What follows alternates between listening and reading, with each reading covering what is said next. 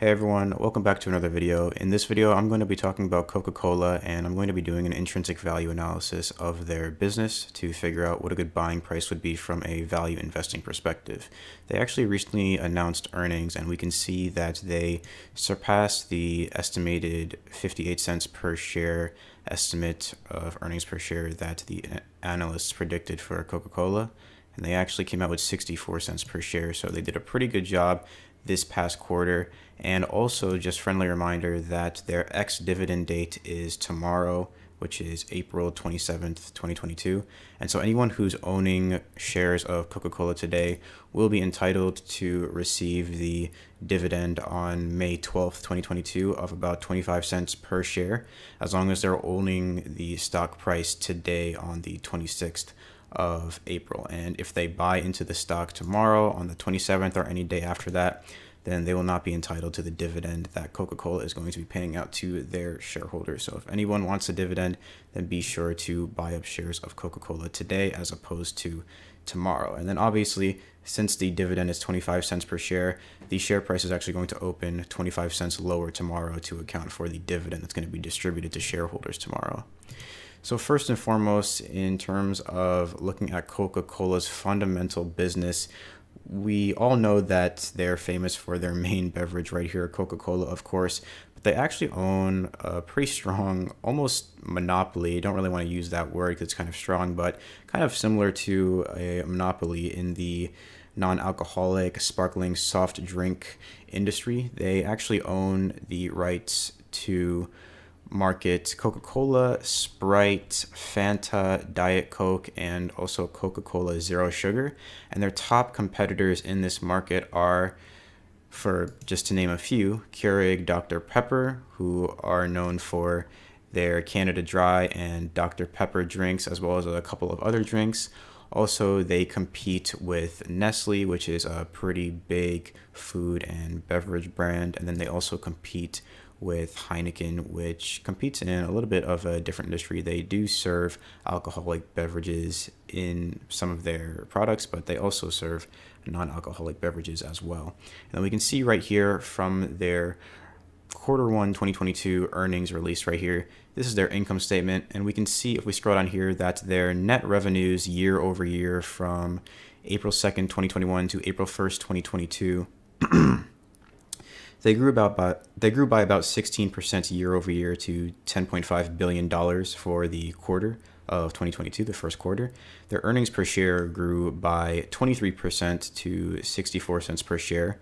And they also donated about $15 million worth of product to Ukraine during the first quarter of 2022, just as part of the charitable efforts. And then from a business perspective, that's also going to eat into their bottom line for their business. And if I scroll down here, I'm going to skip the balance sheet because I'm going to look more in depth into this when I look at their annual report in a second here. But if we scroll down here, we can see that their cash flows for the first quarter of 2022 resulted in free cash flow of about $400 million. We just take that by taking the operating cash flow and subtracting the property, plant, and equipment investments. Right down here, we can see their free cash flow was about $400 million. So that's cash flow that they're able to reinvest back into the business.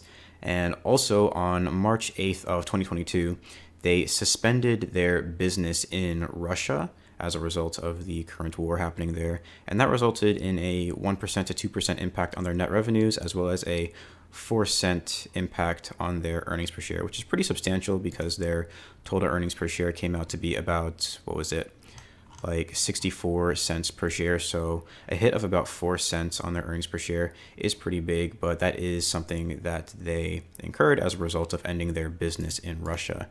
And next I wanted to look at their annual report, and we can see right here, this is their 2021 annual report. So this basically covers all of their financials for the entire year of 2021, which recently ended. And just to start off, we see their income statement here. It isn't as detailed. It doesn't break their revenues up by operating segment. But just to sum up, their operating segments consist primarily of two operating segments: their concentration operations and their finished product operations. Their concentrate operations are basically made up of them selling different concentrates and syrups to other bottling operations and bottling companies so that those companies can go and use those syrups to create their own finished beverages.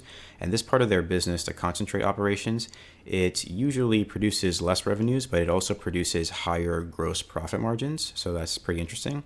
And then also for their finished product operations, that consists of the things that we're used to, like their actual finished product beverages, the selling of their sparkling soft drinks and other drinks to retailers directly, or also to distributors in an effort to get their distributors to sell them to other retailers and things like that. And this primarily generates most of the revenue in their business, but it also has lower gross profit margins. So we can see right here for their income statement that for 2021, they had a gross profit of about $23 billion over their revenues of $38 billion. And their net profit came out to be, that was attributable to the shareholders of the company, about $9.7 billion, which is pretty good. And if we scroll down here, we can see on their balance sheet, which I skipped from their quarterly report, but we could see from their yearly one, that their total assets sitting on their business right now, it comes out to be about $94 billion, which is up from $87 billion in 2020. So they're definitely expanding their business at the moment. And then also their total equity in their business came out to be $24.8 billion. And so we can see that the majority of their business is actually financed by debt, because $24 billion over $94 billion, that's obviously a lot less than 50%. So most of their business is financed by debt. It looks to be about $70 billion of debt that they're using to finance their business, which could imply that they might have trouble meeting their debt obligations in the future, but it really depends on this statement right here, which is their cash flow statement. And we can see that their net cash provided by operating activities in 2021 came out to be about $12.6 billion, which is up from $9.8 billion in 2020, and then up from $10.4 billion in 2019. And we also see that they invest pretty heavily in purchases of investments, probably from all of the cash flow that's being produced from their company. They tend to do a lot of share buybacks, as we can see right here, purchase of stock for treasury, and then also dividends. They're very famously known for being a very big dividend paying stock. That's one of the reasons why Warren Buffett loves this company so much. He's often called it the greatest company on earth, actually. And we can see their net cash used in financing activities was about $6.7 billion. And most of that came from the repayment of debt, as I said before, a large amount of debt on their balance sheet, and then also from paying out dividends to their shareholders.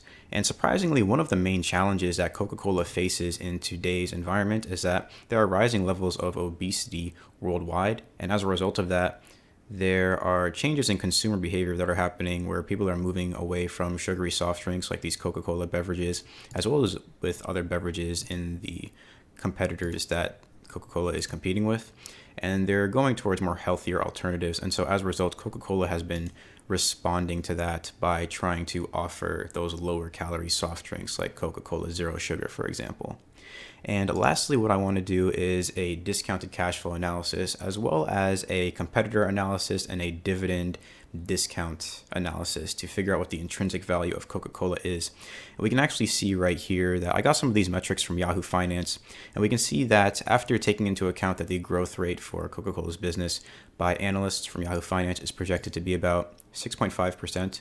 I used that value and then was conservative for the next 5 years after that, with a discount rate, that's the expected rate of return that we would want from this investment, of about 10% annually. We can see that that means that their intrinsic value per share based on these calculations comes out to be about $27 per share.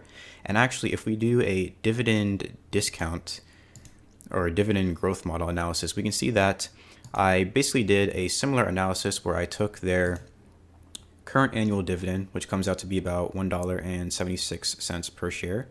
And then I also took their annual dividend growth rate, which historically has been about 2.44%, and then also with a discount rate of 10%, meaning we want about a 10% return from this investment. And we can see that the intrinsic value per share using the dividend growth model was pretty similar to that of the intrinsic value per share when we were using the discounted cash flow model. It was $27 here and $23 per share here. And so compared to the current share price of Coca-Cola, we can see that based on these estimates provided by analysts, it could mean that Coca-Cola is currently a little bit overvalued, trading at $65 per share. But they are also only trading at, about 27 times earnings. So depending on where they stand against their competitors, that might mean that in this industry, they could be potentially overvalued or undervalued. Or if we want to just look at it from a fundamental financial perspective, then that could mean that they are potentially overvalued in this particular case. And we can also see lastly with this competitor analysis, I took Coca Cola and I compared some of their financial metrics to one of their biggest competitors, Keurig Dr. Pepper, which is this business right over here. They sell Canada Dry, Dr. Pepper, and other really popular soft drinks. And we can see that Coca Cola actually beats them on all fronts. We can see they have a higher gross profit margin of 60.2% compared to KDP's 55%. They have a higher net profit margin, 25% compared to 16.9%.